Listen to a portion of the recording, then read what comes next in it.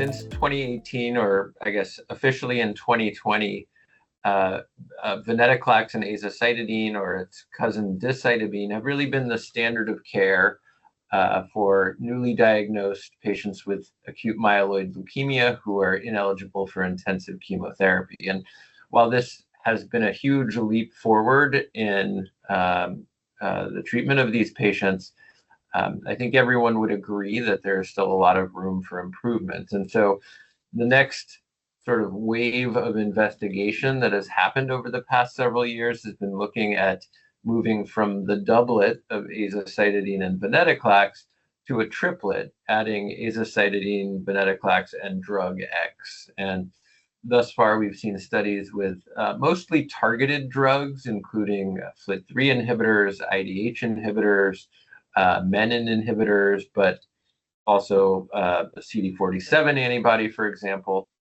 And so tuspetinib looks to add to the efficacy of azacitidine and venetoclax. But importantly, I think when any third drug is added, of course you want to see it be more effective, but it also has to be safe and tolerable. And that's where I think tuspetinib really may have an edge over some of these other drugs. Aside from that, tuspetinib appears to be agnostic to mutational subgroups.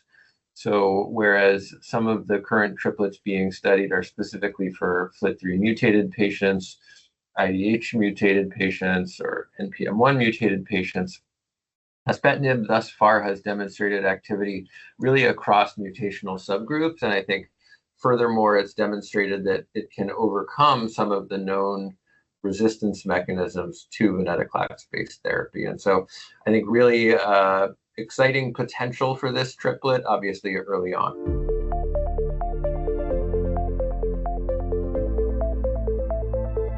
This study or this drug has been really very thoroughly explored prior to this frontline triplet study. So this drug was initially given as a single agent in relapsed refractory AML patients. Over 90 patients were treated at dose levels ranging from 20 milligrams all the way to 200 milligrams.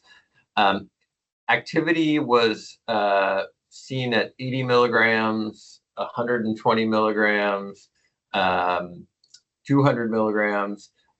Really across various dose levels, there were single agent responses to the drug.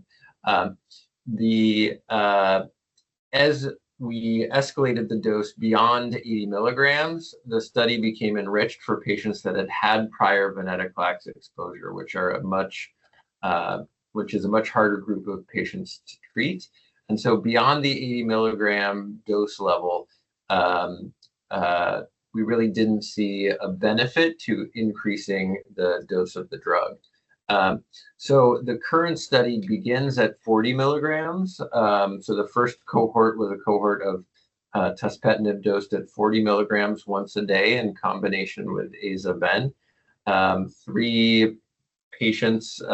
patients were treated at that dose level. 3 of the 4 achieved complete remissions that were MRD negative by flow cytometry.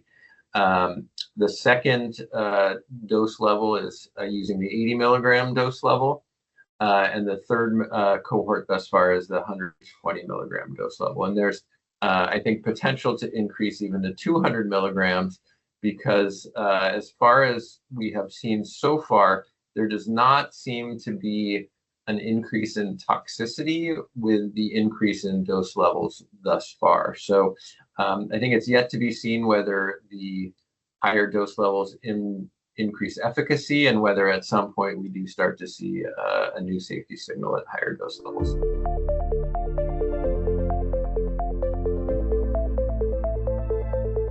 Of the triplets that are being used up front, I think several of them either have concerns about QT prolongation or differentiation syndrome, or in particular myelosuppression. I think it's important to point out that in the 10 patients we've treated so far, we have not seen any of these issues. I think the drug-drug interaction issue is also a big one when combining a third drug with hypomethylating agent and ven. And We have demonstrated so far that there's really no drug-drug interaction between tuspetinib and venetoclax in terms of serum PK levels.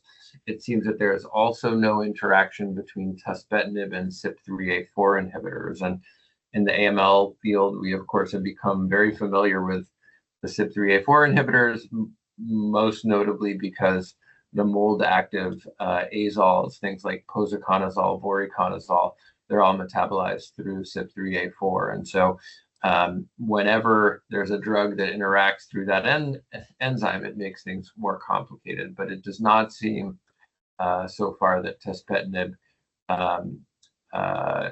has any impact there, which I think just makes it a relatively easy drug to use compared to some of the others out there. It's a once-a-day oral drug taken with or without food. So as a potential third agent, I think it kind of hits all the boxes in terms of what we would be looking for, assuming it continues to show efficacy and safety.